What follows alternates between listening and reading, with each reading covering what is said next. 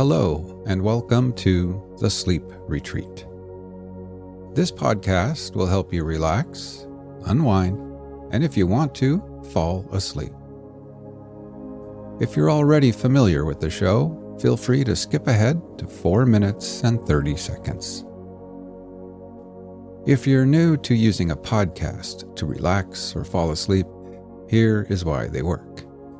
By simply listening to something other than your own racing thoughts, your mind is offered a well-deserved hiatus.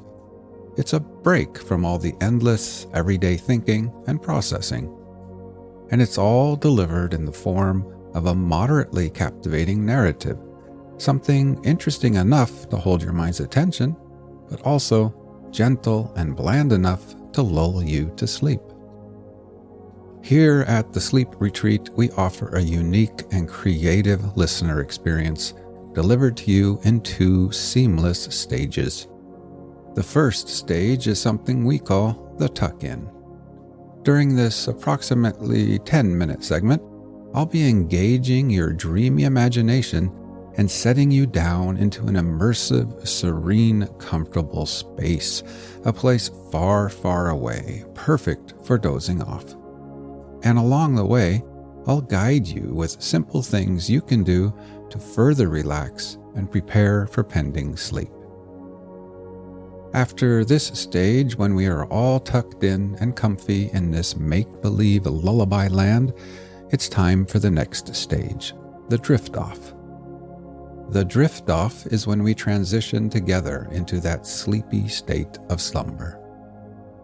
First, we are guided by the somewhat interesting, yet also delightfully monotonous narration of this week's episode, often delivered in the style of an old AM radio or other lo-fi experience.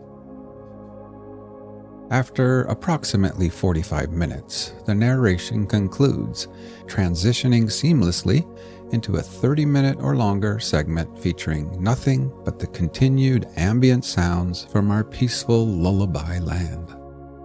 These soothing background noises range from the rumble of a thunderstorm and the distant calls of seagulls to the steady hum of a car engine, all designed for continued peaceful sleep. Now, it's good to know that it's common with sleep podcasts that it might take 2 or 3 listens before your brain fully sort of trains itself to relax to this show. Once you do, though, just as children love hearing the same bedtime story over and over again, upon return here, you'll find yourself quickly feeling more relaxed and peaceful and diving towards sleep. In this first series, we will feature readings from the Warren Commission report on the assassination of President John F. Kennedy. Now, this might sound like an unusual choice for a bedtime story, but believe me, it works.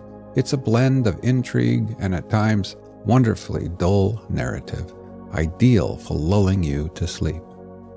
I should say perhaps that the first few episodes might lean a little more towards the interesting side of the equation, but as the series progresses, they get increasingly monotonous and bland, perfect for sleeping. And you can always jump ahead in the series if you would like. Other stories are coming in the future, and there are several different sleeping environments you can choose from for each episode. Try them out until you find the perfect one for you, or maybe you mix it up from day to day, depending on your mood. If you have any questions or suggestions, send an email to info@porchlightpodcast.network. Now, let's get all settled in at the Sleep Retreat.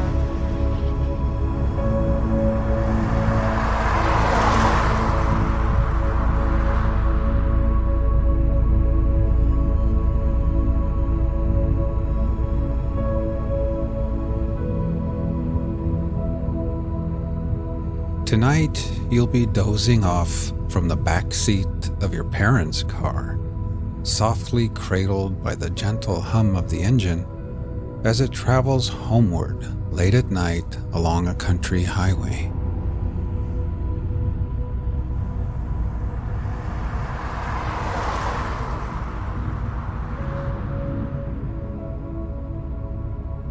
Imagine you are sitting in the back seat with your head nestled into a cozy pillow propped against the window.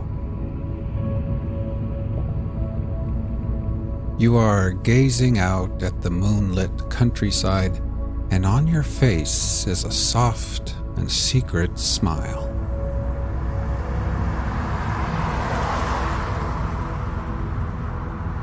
It's late Friday night, after playing in the pep band at your brother's basketball game far from home.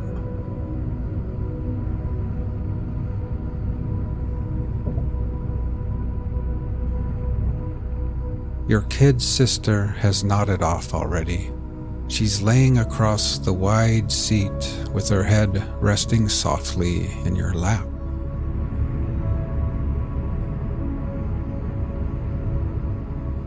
You are tired too after a long week of high school and homework, but you're also full of wonder, and that smile on your face is perfectly concealed in the shadows, only illuminated sporadically by the flickering flashes of light cast from the headlights of oncoming cars.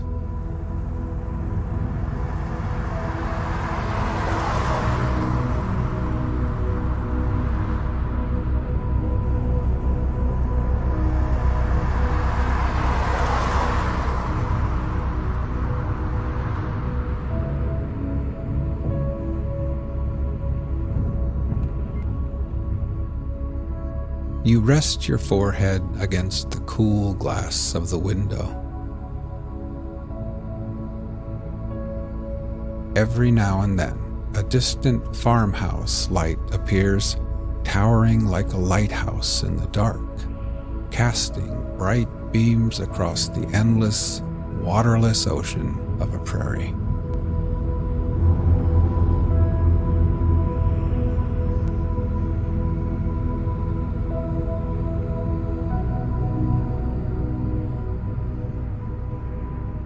Now, slowly we'll begin to relax. First, with eyes closed, just become aware of your breathing, feeling your chest gently rise and fall again.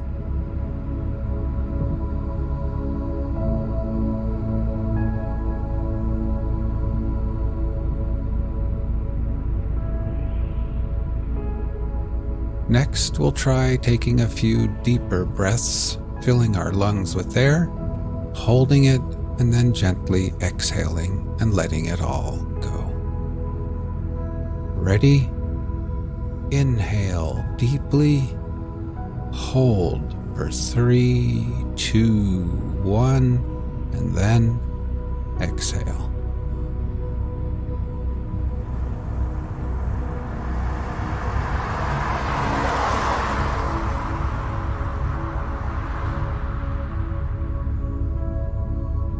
One more time. Breathe in deeply, hold for 3, 2, 1, and then exhale.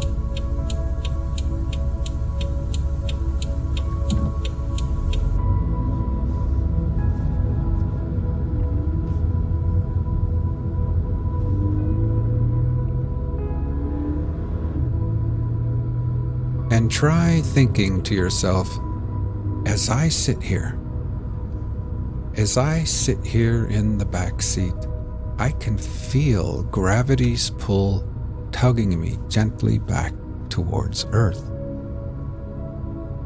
With every exhale, I can feel the weight of the day slipping away.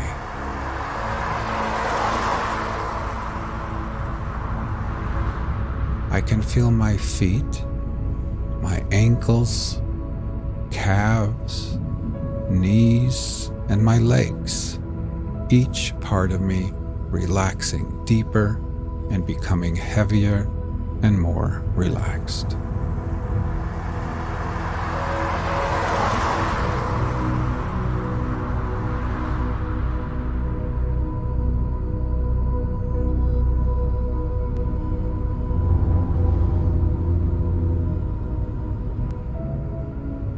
Up in the front seat, your parents recap and relive the big game. They talk of jump shots and fouls, rebounds and timeouts. You close your eyes, but when you picture the crowded gymnasium, you remember something much sweeter than basketball.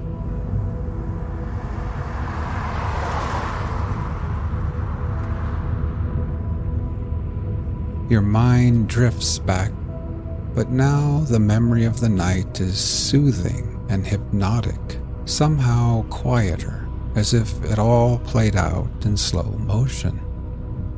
Sneakers squeaking on the hardwood floor, cheers blasting out from spirit sections choreographed by cheerleaders and mascots. The aroma of popcorn and hot dogs snaking its way from concessions all the way through the hot air, above the teams and players and referees, and then high into the packed stands where you and the band played and cheered and sang. You quietly reflect on how unexpected your first love appeared in your young life. It feels as if the universe brought it to you slowly, and yet, in the end, also unexpectedly in a flash.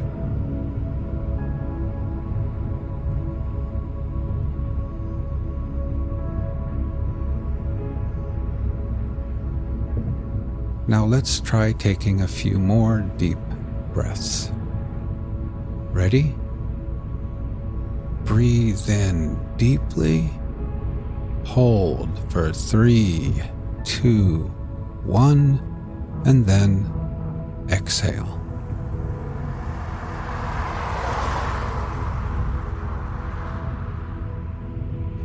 Try continuing on your own, and while doing this, try thinking to yourself, as I sit here,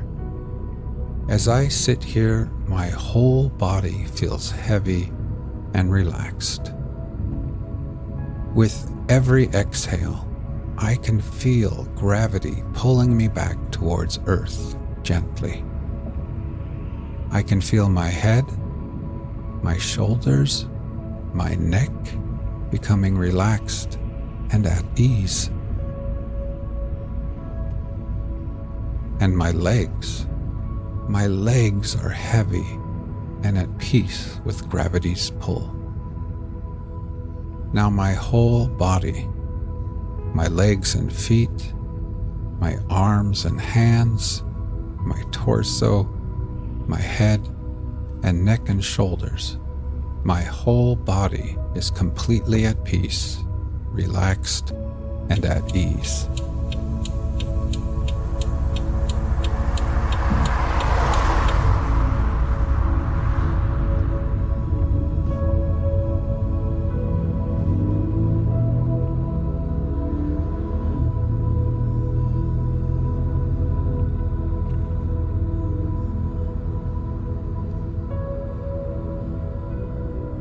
For weeks and weeks at band practice and at games, you had played right there next to each other, bumping elbows, close enough to catch quick flashes of fragrances, close enough for smiles, quick glances, silly and innocent flirtations without considering really when and where or if you might actually ever kiss.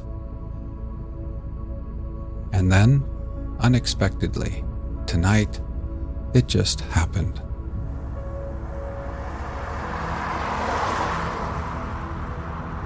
while the whole gymnasium was on its feet, the whole world preoccupied with some monumental moment of a basketball game. It just happened right there in the minuscule universe between the two of you.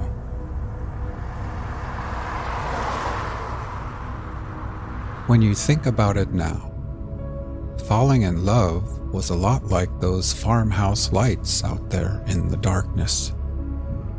Everything approached so slowly at first, off in the distance, hardly moving at all. And then, love gained momentum and approached you carefully and timidly, getting closer and closer, and before you knew it, before you both knew it, true love had rushed up on you in a heartbeat, irresistible and suddenly undeniable.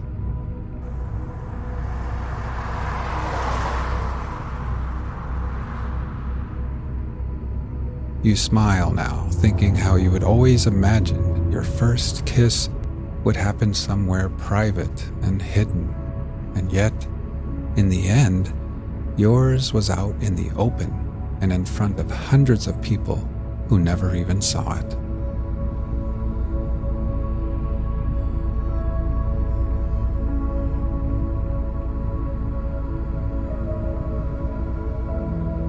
As your parents dial in the AM radio, you finally close your eyes and lean back.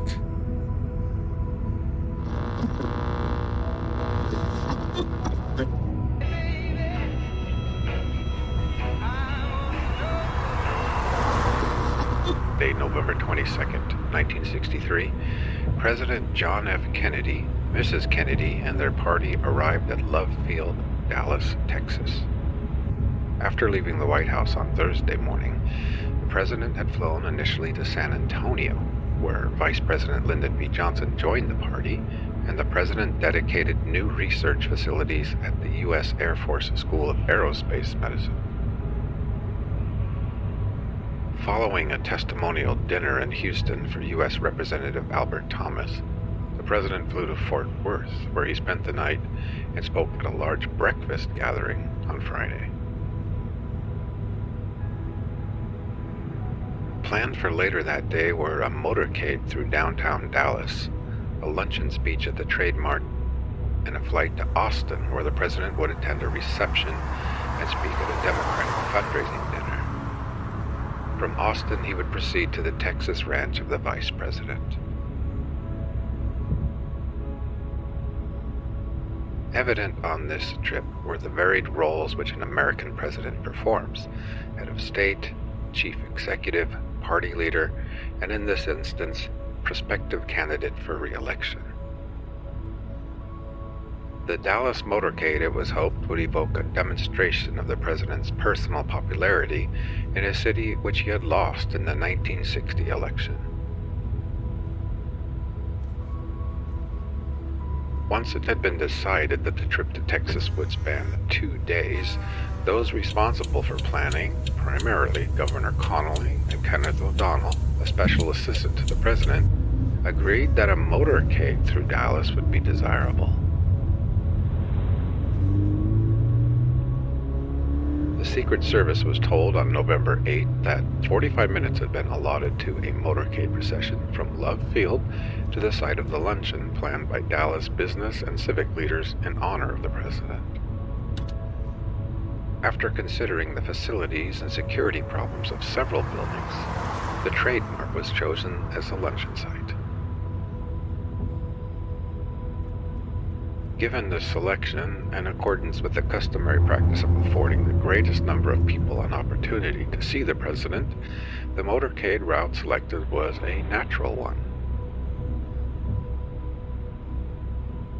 The route was approved by the local host community and White House representatives on November 18th and publicized in the local papers starting on November 19th.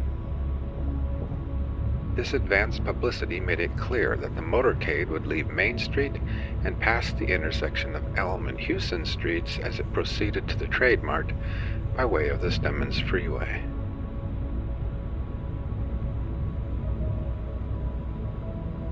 By mid-morning of November 22nd, clearing skies in Dallas dispelled the threat of rain, and the president greeted the crowds from his open limousine without the bubble top, which was at the time a plastic shield furnishing protection only against inclement weather. To the left of the president in the rear seat was Mrs. Kennedy.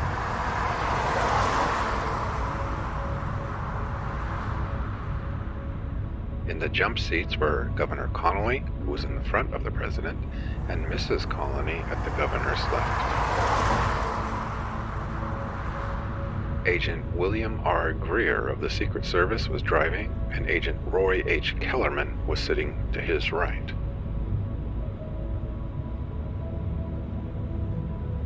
Directly behind the presidential limousine was an open follow-up car with 8 Secret Service agents. 2 in the front seat, 2 in the rear, and 2 in each running board.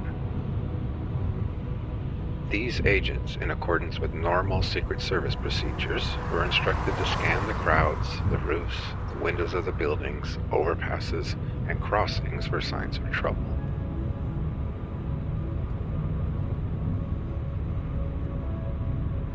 Behind the follow-up car was the vice presidential car, carrying the vice president and Mrs. Johnson and Senator Ralph W. Yarborough. Next were a vice presidential follow-up car and several cars and buses for additional dignitaries, press representatives, and others.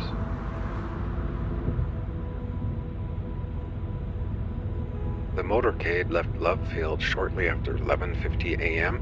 and proceeded through residential neighborhoods, stopping twice at the president's request to greet well-wishers among the friendly crowds.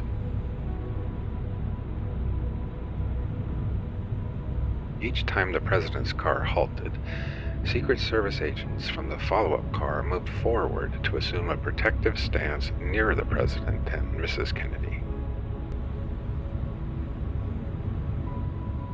As the motorcade reached Main Street, a principal east-west artery in downtown Dallas, the welcome became tumultuous. At the extreme west end of Main Street, the motorcade turned right on Houston Street and it proceeded north for 1 block in order to make a left turn on Elm Street, the most direct and most convenient approach to the Stemmons Freeway and the Trade Mart.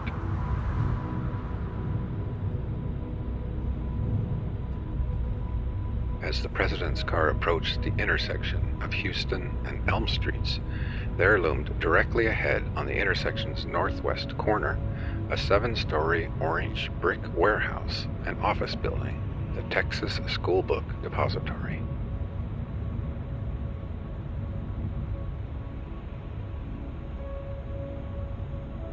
Riding in the vice president's car, Agent Youngblood of the Secret Service noticed that the clock atop the building indicated 12:30 p.m., the scheduled arrival time at the Trade Mart.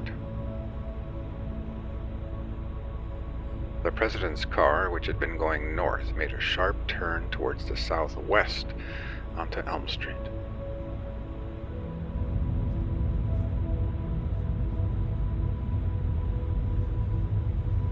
At a speed of about 11 miles per hour, it started down the gradual descent toward a railroad overpass under which the motorcade would proceed before reaching the Stemmons Freeway. The front of the Texas School Book Depository was now on the president's right, and he waved to the crowd assembled there as he passed the building.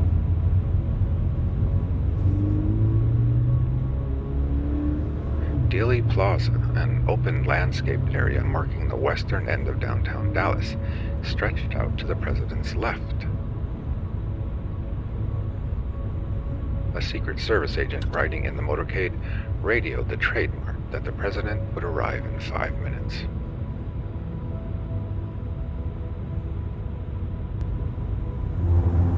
Seconds later, shots resounded in rapid succession. The president's hand moved to his neck. He appeared to stiffen momentarily and lurch slightly forward in his seat.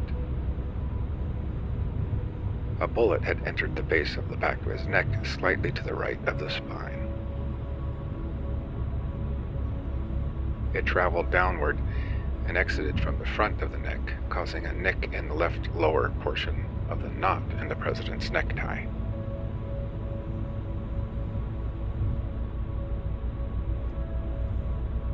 Before the shooting started, Governor Connolly had been facing toward the crowd on the right. He started to turn towards the left and suddenly felt a blow on his back. The governor had been hit by a bullet which entered at the extreme right side of his back at a point below his right armpit. The bullet traveled through his chest in a downward and forward direction, exited below his right nipple, passed through his right wrist, which had been in his lap, and then caused a wound on his left thigh. The force of the bullet's impact appeared to spin the governor to his right, and Mrs. Connolly pulled him down into her lap.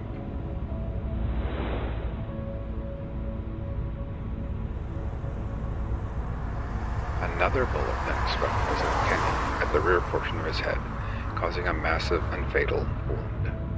The president fell to the left into Mrs. Kennedy's lap.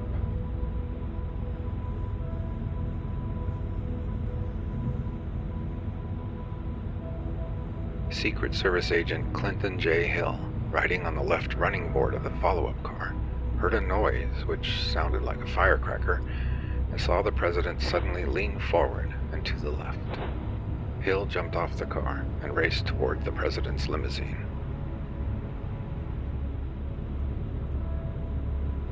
In the front seat of the vice presidential car, Agent Youngblood heard an explosion and noticed unusual movements in the crowd. He vaulted into the rear seat and sat on the vice president in order to protect him. At the same time, Agent Kellerman, in the front seat of the presidential limousine, turned to observe the president. Seeing that the president was struck, Kellerman instructed the driver, "Let's get out of here, we're hit." He radioed ahead to the lead car, "Get us to the hospital immediately." Agent Greer immediately accelerated the presidential car. As it gained speed, Agent Hill managed to pull himself into the back of the car, where Mrs. Kennedy had climbed. Hill pushed her back into the rear seat and shielded the stricken president and Mrs. Kennedy as the president's car proceeded at high speed to Parkland Memorial Hospital, 4 miles away.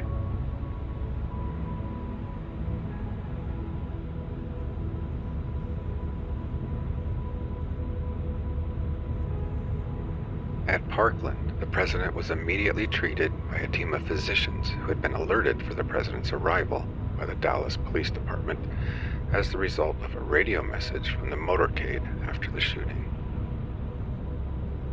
The doctors noted irregular breathing movements and a possible heartbeat, although they could not detect a pulse beat. They observed the extensive wound in the president's head and a small wound approximately 1/4 inch diameter in the lower third of his neck. Totally absorbed in the immediate task of trying to preserve the president's life, the attending doctors never turned the president over for an examination of his back.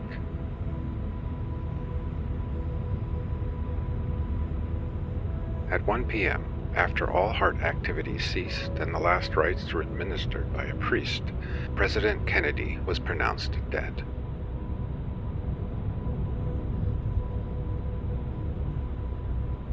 Governor Connolly underwent surgery and ultimately recovered from his serious wounds.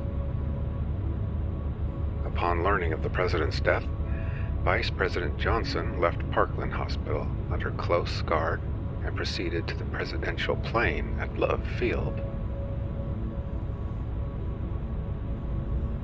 Mrs. Kennedy, accompanying her husband's body, boarded the plane shortly thereafter.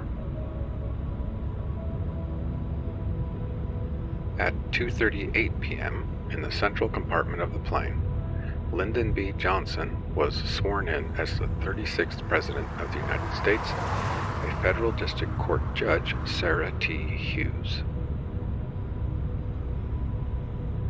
The plane left immediately for Washington, D.C., arriving at Andrews Air Force Base at 5:58 p.m.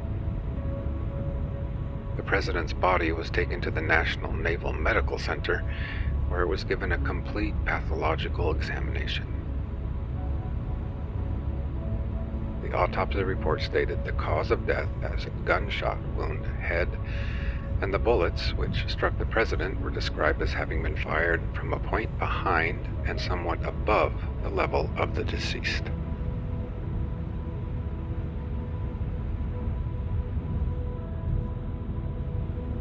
At the scene of the shooting, there was evident confusion at the outset concerning the point of origin of the shots. Witnesses differed in their accounts of the direction from which the sound of the shots emanated.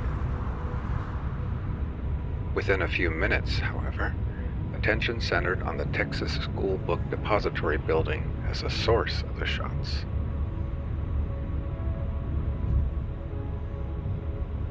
The building was occupied by a private corporation, the Texas School Book Depository Company, which distributed school textbooks of several publishers and leased space to representatives of the publishers.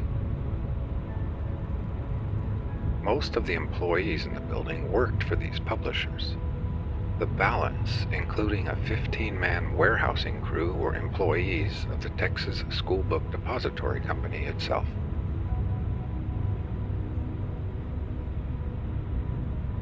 Several eyewitnesses in front of the building reported that they saw a rifle being fired from the southeast corner window on the 6th floor of the Texas School Book Depository. One eyewitness, Howard L. Brennan, had been watching the parade from a point on Elm Street directly opposite and facing the building. He promptly told a policeman that he had seen a slender man, about 5 feet 10 inches, in his early 30s, take a deliberate aim from the 6th floor corner window and fire a rifle in the direction of the president's car. Brennan thought he might be able to identify the man since he had noticed him in the window a few minutes before the motorcade made the turn onto Elm Street.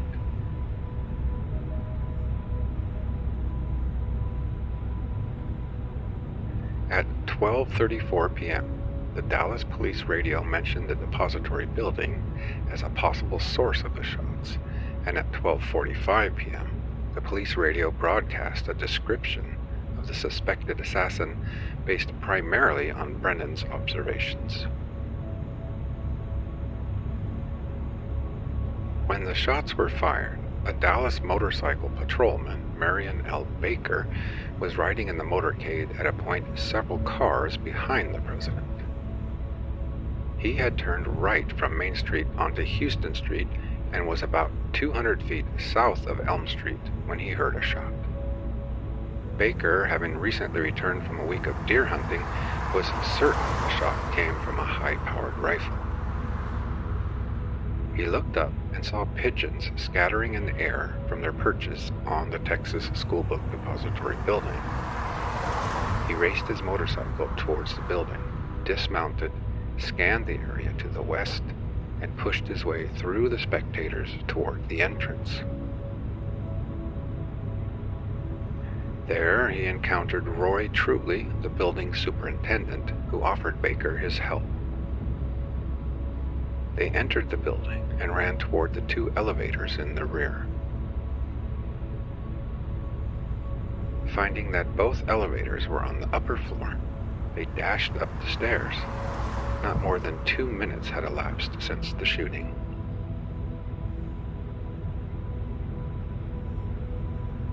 When they reached the 2nd floor landing on their way up to the top of the building, Patrolman Baker thought he caught a glimpse of someone through a small glass window in the door separating the hall area near the stairs from the small vestibule leading into the lunchroom. Gun in hand, he rushed to the door and saw a man about 20 feet away walking towards the other end of the lunchroom. The man was empty-handed. At Baker's command, the man turned and approached him. Truly, who had started up the stairs to the 3rd floor ahead of Baker, returned to see what had delayed the patrolman. Baker asked Truly whether he knew the man in the lunchroom. Truly replied that the man worked in the building, whereupon Baker turned from the man and proceeded with Truly up the stairs. The man they encountered had started working in the Texas School Book Depository building on October 16, 1963. His fellow workers described him as very quiet, a loner. His name was Lee Harvey Oswald. Within about 1 minute after his encounter with Baker and Truly, Oswald was seen passing through the 2nd floor offices. In his hand was a full Coke bottle, which he had purchased from a vending machine in the lunchroom. He was walking towards the front of the building, where a passenger elevator and a short flight of stairs provided access to the main entrance of the building on the 1st floor. Approximately 7 minutes later, at about 12:40 p.m., Oswald boarded a bus at a point on Elm Street, 7 short blocks east of the depository building. The bus was traveling west towards the very building from which Oswald had come. Its route lay through the Oak Cliff section in southwest Dallas, where it would pass 7 blocks east of the rooming house in which Oswald was living at 1026 North Beckley Avenue. On the bus was Mrs. Mary Bledsoe, one of Oswald's former landladies, who immediately recognized him. Oswald stayed on the bus approximately 3 or 4 minutes, during which time it proceeded only 2 blocks because of the traffic jam created by the motorcade and the assassination. Oswald then left the bus. A few minutes later, he entered a vacant taxi 4 blocks away and asked the driver to take him to a point on North Beckley Avenue, several blocks beyond his rooming house. The trip required 5 or 6 minutes. At about 1 p.m., Oswald arrived at the rooming house. The housekeeper, Mrs. Erlene Roberts, was surprised to see Oswald at midday and remarked to him that he seemed to be in quite a hurry. A few minutes later, Oswald emerged from his room, zipping up his jacket, and rushed out of the house.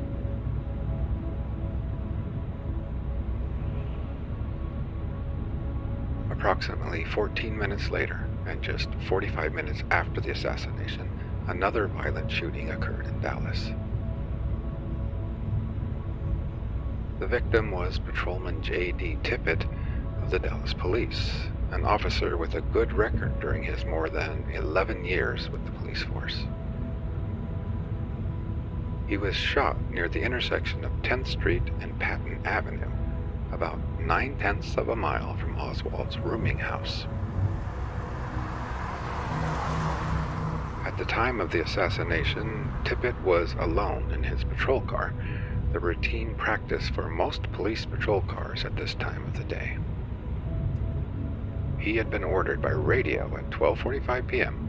to proceed to the central Oak Cliff area as part of a concentration of patrol car activity around the center of the city following the assassination.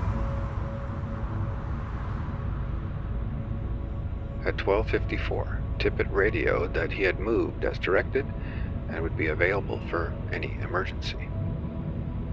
By this time, the police radio had broadcast several messages alerting the police to the suspect described by Brennan at the scene of the assassination. A slender white male, about 30 years old, 5 feet 10 inches, and weighing about 165 pounds. At approximately 1:15 p.m., Tippit was driving slowly in an easterly direction on East 10th Street in Oak Cliff. About 100 feet past the intersection of 10th Street and Patton Avenue, Tippit pulled up alongside a man walking in the same direction. The man met the general description of the suspect wanted in connection with the assassination.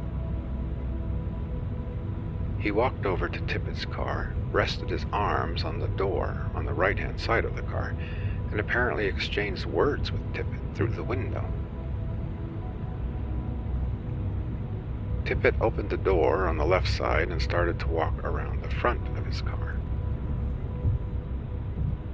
As he reached the front wheel on the driver's side, the man on the sidewalk drew a revolver and fired several shots in rapid succession, hitting Tippit 4 times and killing him instantly.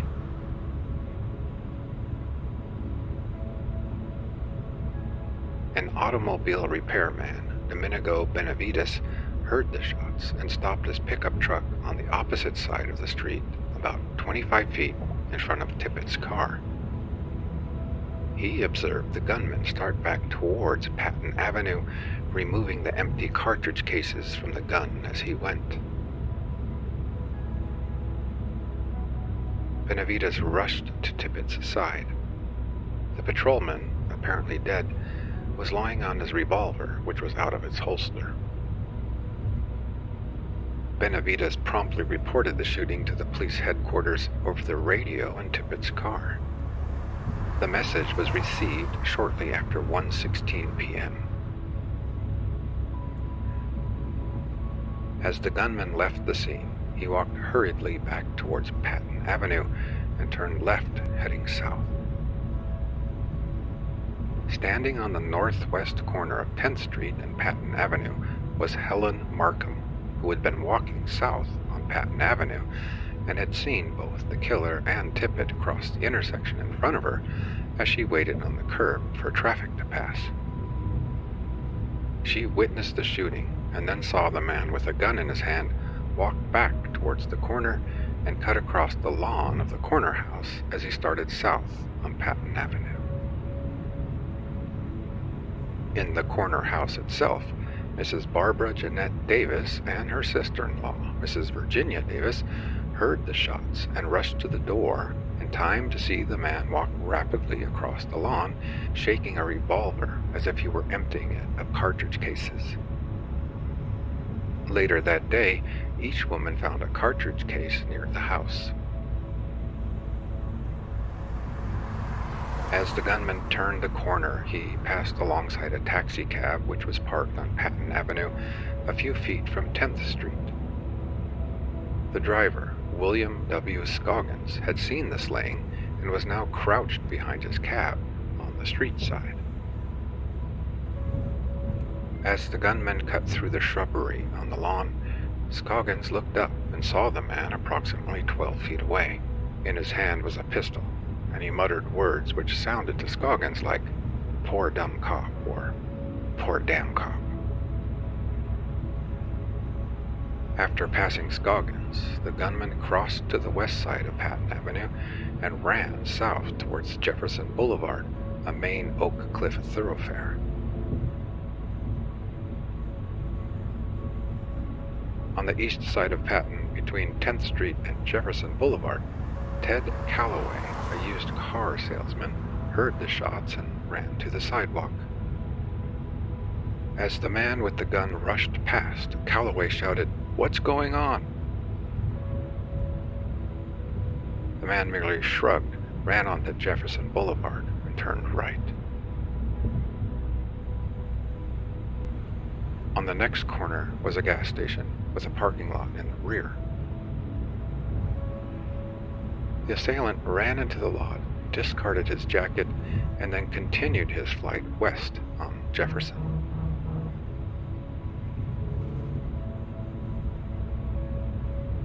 In a shoe store a few blocks farther west on Jefferson, the manager, Johnny Calvin Brewer, heard the siren of a police car moments after the radio in his store announced the shooting of the police officer in Oak Cliff. Brewer saw a man step quickly into the entranceway of the store and stand there with his back towards the street.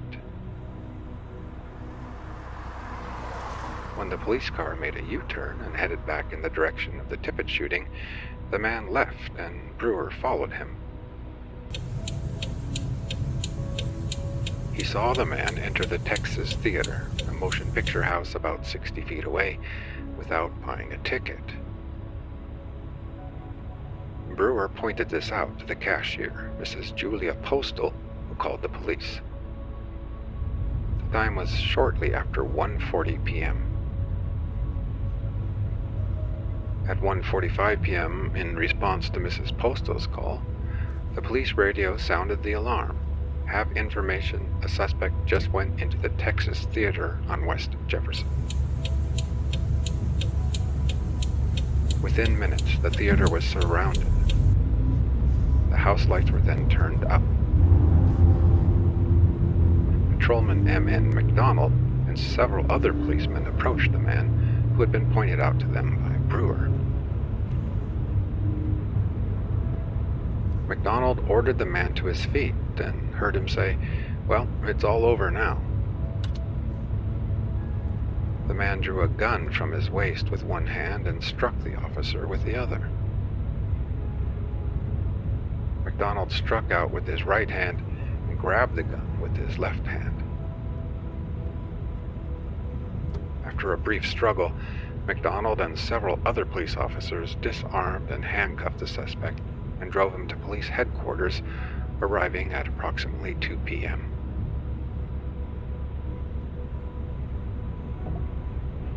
Following the assassination, police cars had rushed to the Texas School Book Depository in response to the many radio messages reporting that the shots had been fired from the depository building. Inspector J. Hubert Sawyer of the Dallas Police Department arrived at the scene shortly after hearing the first of these police radio messages at 12:34 p.m. Some of the officers who had been assigned to the area of Elm and Houston Streets were talking to witnesses and watching the building when Sawyer arrived. Sawyer entered the building and rode a passenger elevator to the 4th floor, which was the top floor for this elevator. He conducted a quick search, returned to the main floor, and between approximately 12:37 and 12:40 p.m., ordered that no one be permitted to leave the building.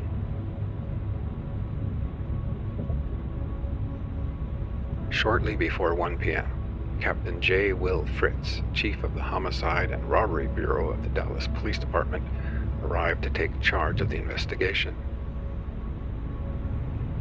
Searching the 6th floor, Deputy Sheriff Luke Mooney noticed a pile of cartons on the southeast corner. He squeezed through the boxes and realized immediately that he had discovered the point from which the shots had been fired. On the floor were 3 empty cartridge cases. A carton had apparently been placed on the floor at the side of the window, so that a person sitting on the carton could look down Elm Street.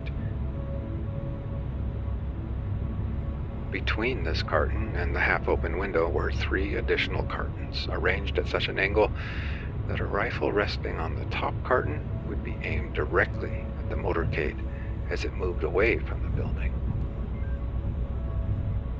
The high stack of boxes, which first attracted Mooney's attention, effectively screened a person at the window from the view of anyone else on the floor.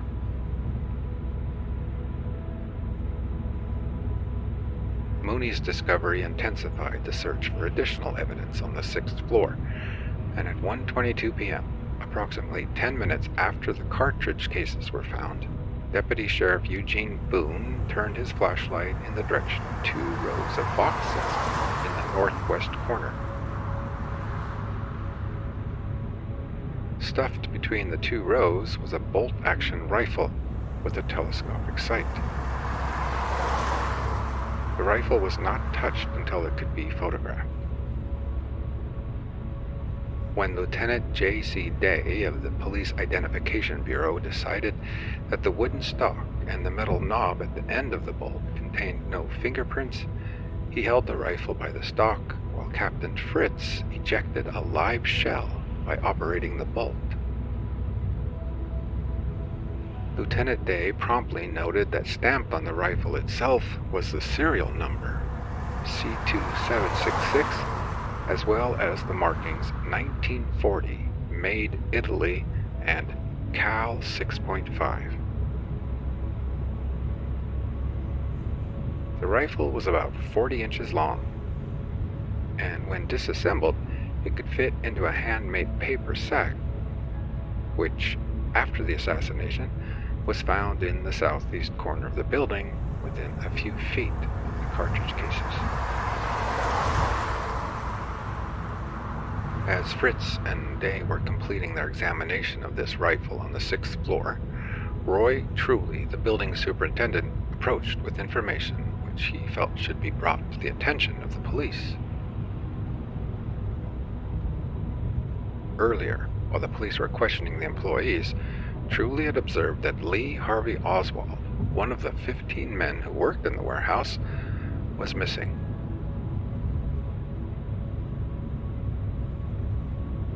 After Truly provided Oswald's name, address, and general description, Fritz left for police headquarters. He arrived at headquarters shortly after 2 p.m. and asked 2 detectives to pick up the employee who was missing from the Texas School Book Depository. Standing nearby were the police officers who had just arrived with the man arrested in the Texas Theater. When Fritz mentioned the name of the missing employee, he learned that the man was already in their interrogation room. The missing School Book Depository employee and the suspect who had been apprehended in the Texas Theater were one and the same: Lee Harvey Oswald.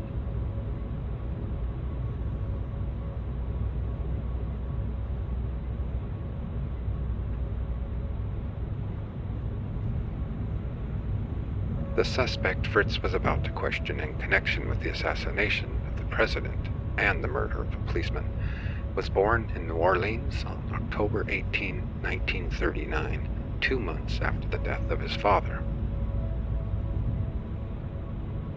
His mother, Marguerite Claverie Oswald, had 2 older children. One, John Pick, was a half-brother to Lee from an earlier marriage which had ended in divorce. The other was Robert Oswald, a full brother to Lee and 5 years older.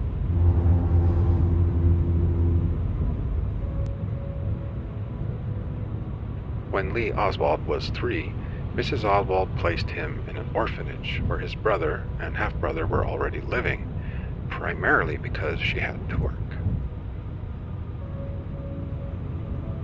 In January 1944, when Lee was 4, he was taken out of the orphanage, and shortly thereafter, his mother moved with him to Dallas, Texas, where the older boys joined them at the end of the school year.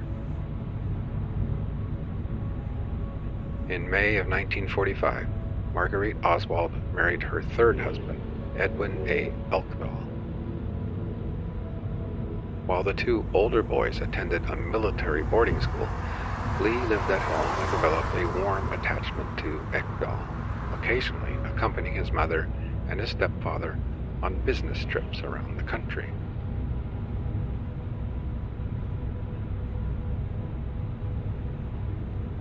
Lee started school in Benbrook, Texas, but in the fall of 1946, after a separation from Ekdahl, Marguerite Oswald re-entered Lee in the 1st grade in Covington, Louisiana.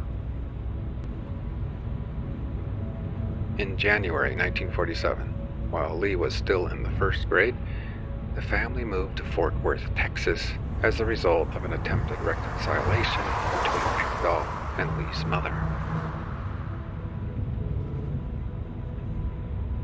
A year and a half later, before Lee was 9, his mother was divorced from her 3rd husband as a result of a divorce action instituted by Ekdahl.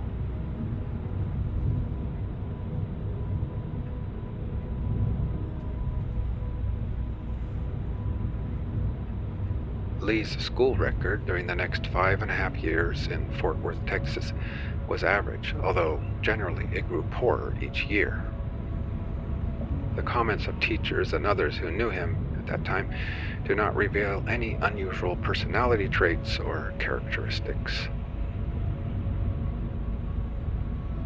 Another change for Lee Oswald occurred in August 1952, a few months after he completed the 6th grade. Marguerite Oswald and her 12-year-old son moved to New York City, where Marguerite's oldest son, John Pick, was stationed with the Coast Guard. The ensuing year and one half in New York was marked by Lee's refusals to attend school and by emotional and psychological problems of a seemingly serious nature. Because he had become a chronic school truant, Lee underwent psychiatric study at Youth House, an institution in New York for juveniles who've had truancy problems and who appear to require psychiatric observation or other types of guidance. The social worker assigned to this case described him as seriously detached and withdrawn, and noted a rather pleasant, appealing quality about this emotionally starved, affectionless youngster. Lee expressed a feeling to the social worker that his mother did not care for him and regarded him as a burden. He experienced fantasies about being all-powerful and hurting people, but during his stay at Youth House, he was apparently not a behavior problem. He appeared withdrawn and evasive, a boy who preferred to spend his time alone, reading and watching television. His tests indicated that he was above average in intelligence for his age group.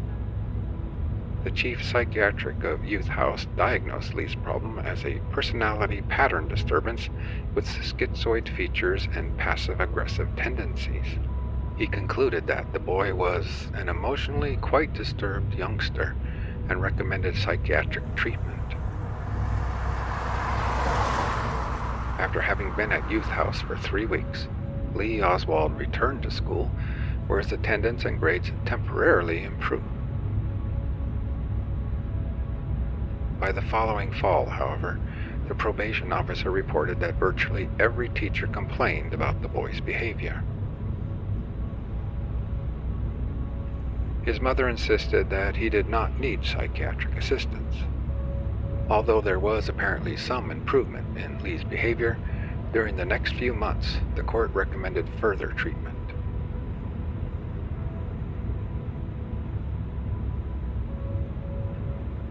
In January 1954, while Lee's case was still pending, Marguerite and Lee left for New Orleans, the city of Lee's birth.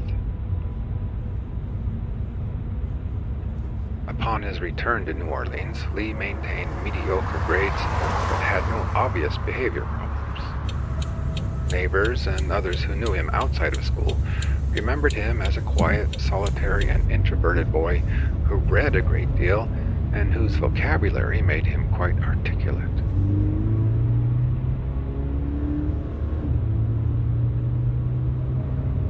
About 1 month after he started the 10th grade and 11 days before his 16th birthday in October 1955, he brought to school a note purportedly written by his mother stating that the family was moving to California. The note was written by Lee. A few days later, he dropped out of school and almost immediately tried to join the Marine Corps. Because he was only 16, he was rejected.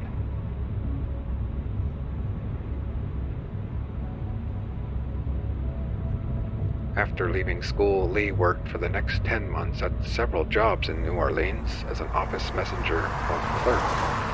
It was during this period that he started to read communist literature.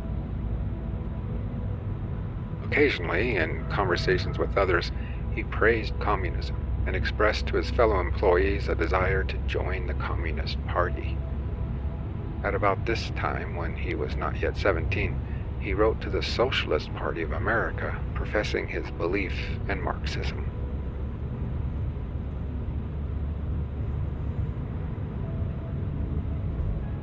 Another move followed in July 1956 when Lee and his mother returned to Fort Worth. He re-entered high school but again dropped out after only a few weeks and enlisted in the Marine Corps on October 24, 1956, 6 days after his 17th birthday.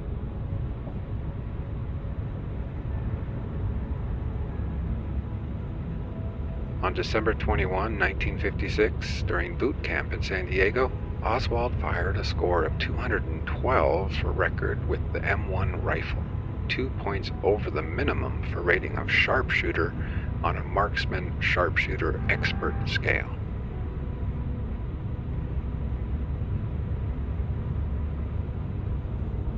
After his basic training, Oswald received training in aviation fundamentals and then in radar scanning.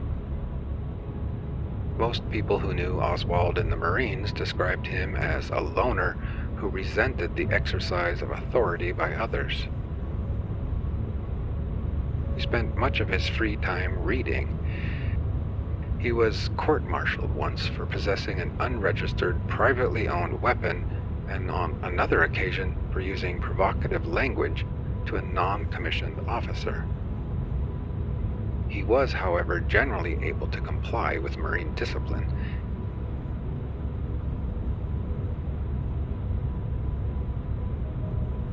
Oswald served 15 months overseas until November 1958, most of it in Japan.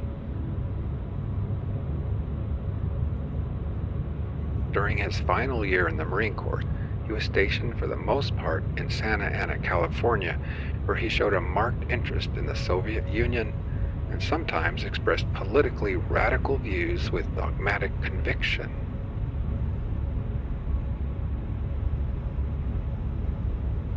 Oswald again fired the M1 rifle for record on May 6, 1959, and this time he shot a score of 191, only 1 point over the minimum requirement to be a marksman. According to one of his fellow Marines, Oswald was not particularly interested in his rifle performance, and his unit was not expected to exhibit the usual rifle proficiency.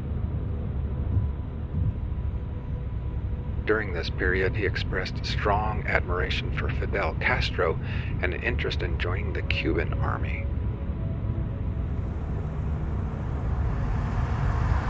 He tried to impress those around him as an intellectual, but his thinking appeared to some as shallow and rigid.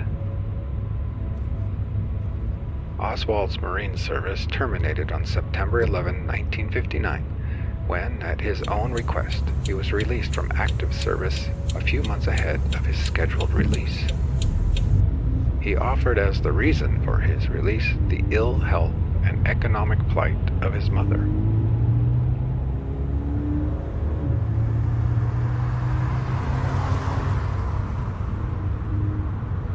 He returned to Fort Worth, remained with his mother only 3 days, and left for New Orleans, telling his mother he planned to get work there in the shipping or import-export business.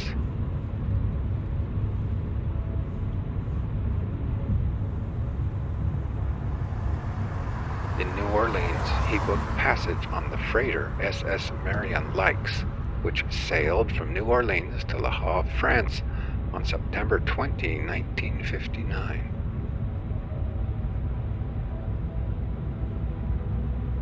Lee Harvey Oswald had presumably planned this step in his life for quite some time. In March of 1959, he had applied to the Albert Schweitzer College in Switzerland for admission to the spring 1960 term. His letter of application contained many blatant falsehoods concerning his qualifications and background.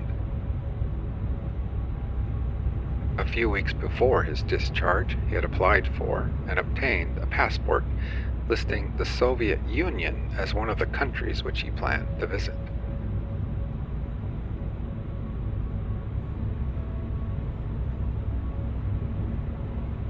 During his service in the Marines, he had saved a comparatively large sum of money, possibly as much as $1,500, which would appear to have been accomplished by considerable frugality and apparently for a specific purpose.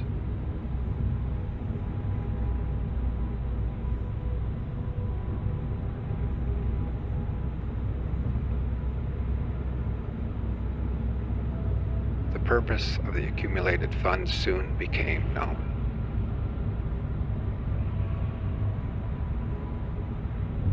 On October 16, 1959, Oswald arrived in Moscow by train after crossing the border from Finland.